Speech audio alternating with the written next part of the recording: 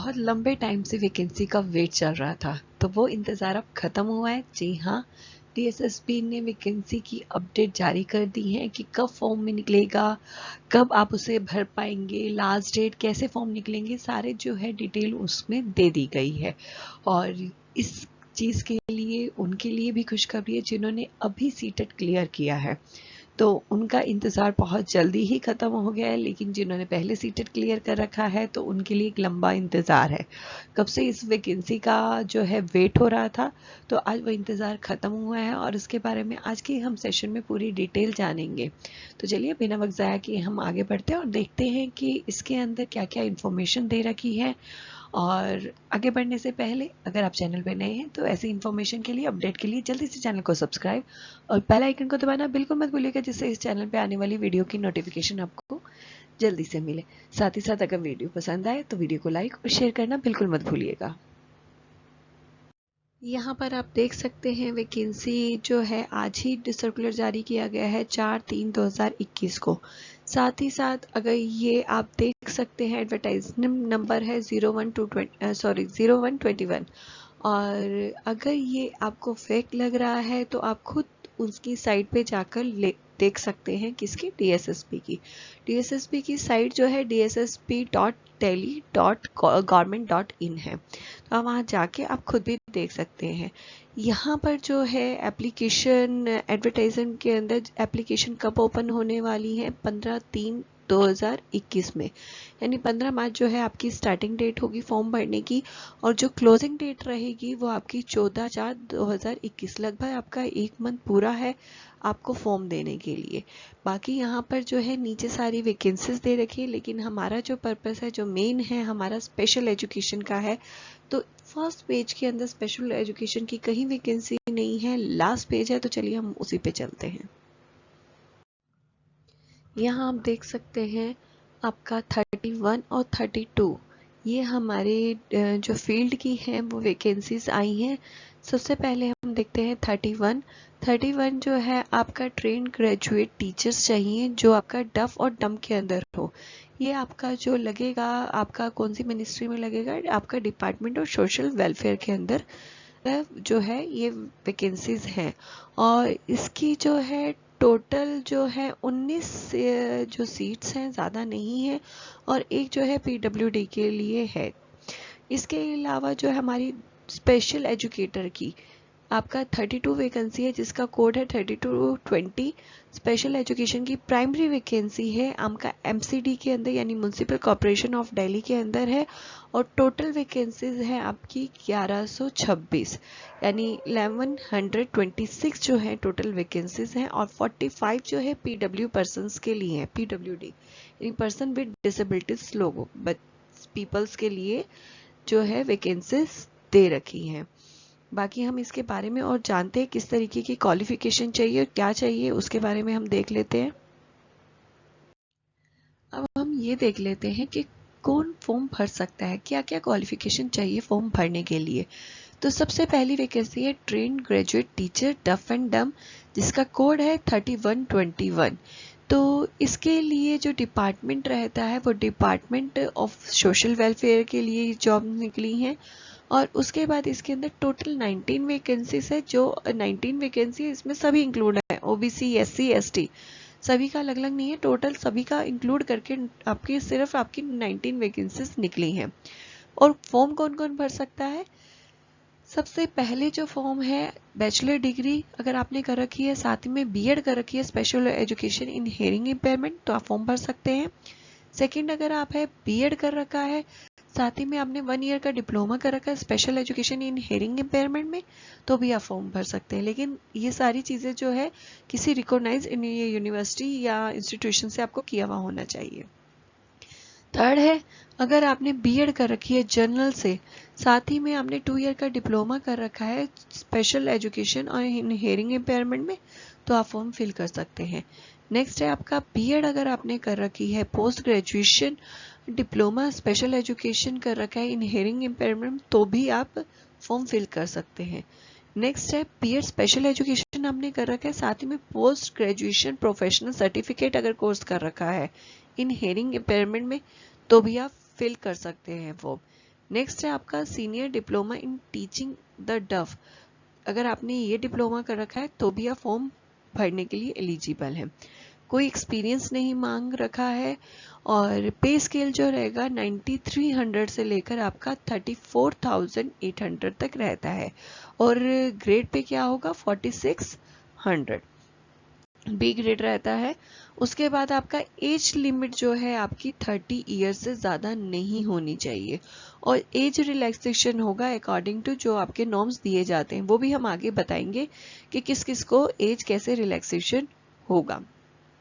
Next vacancy पे आते हैं।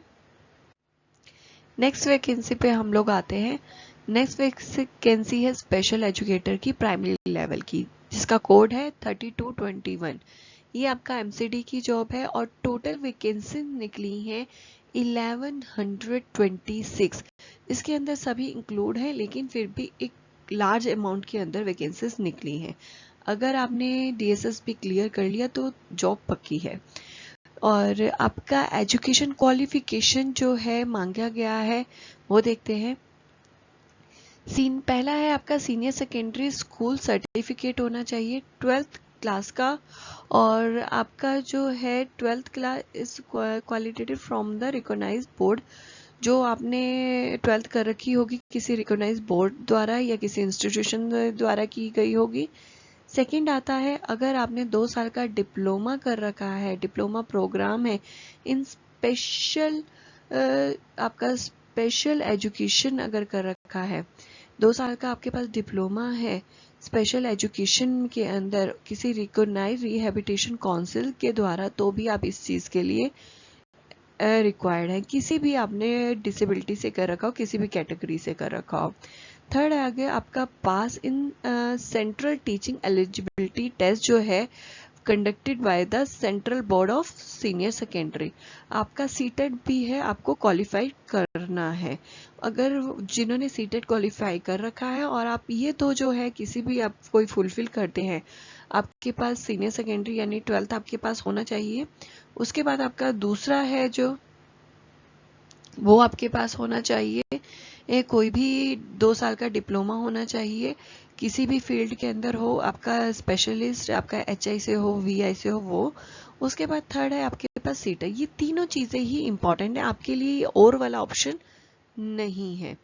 नेक्स्ट जो है आपका इसमें किसी तरीके का एक्सपीरियंस नहीं मांग रखा है और पे स्केल इनका भी वही है 9300 से लेकर आपका 34,800 तक रहेगा और पे आपका ग्रेड पे रहेगा 4200 बी ग्रेड है।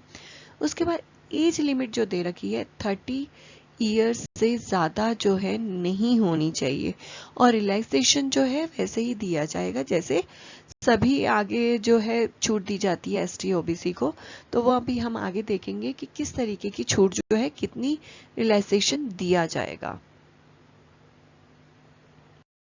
नेक्स्ट देखते हैं कि जॉब रिलैक्सेशन कैसे दिया गया है।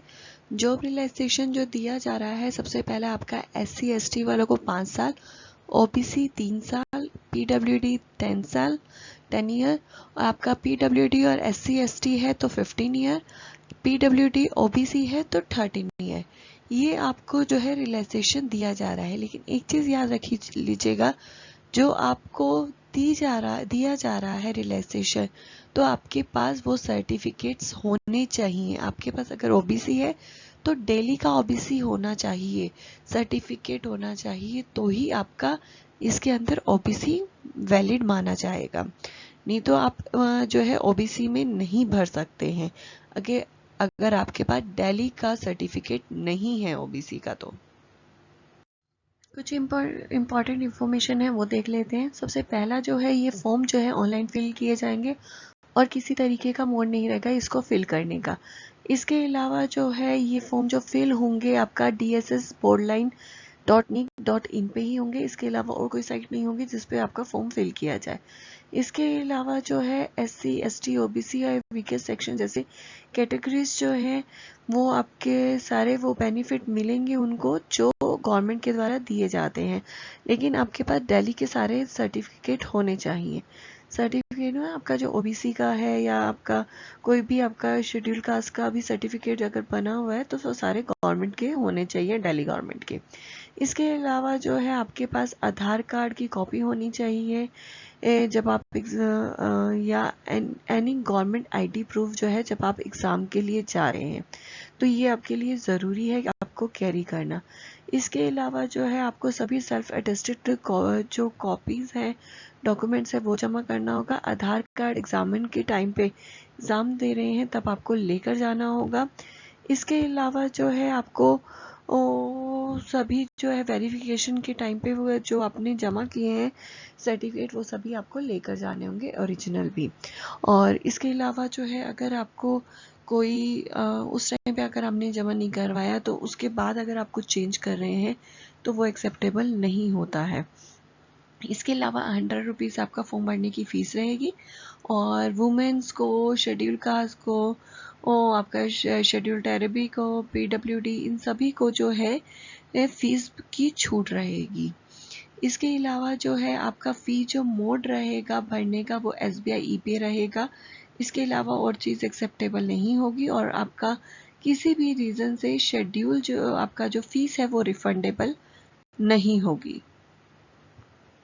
जैसा कि आपने अभी देखा कि हमारा जो 2 वैकेंसीज स्पेशल इनकी आई है जिसके अंदर 3121, 3221 कोड है।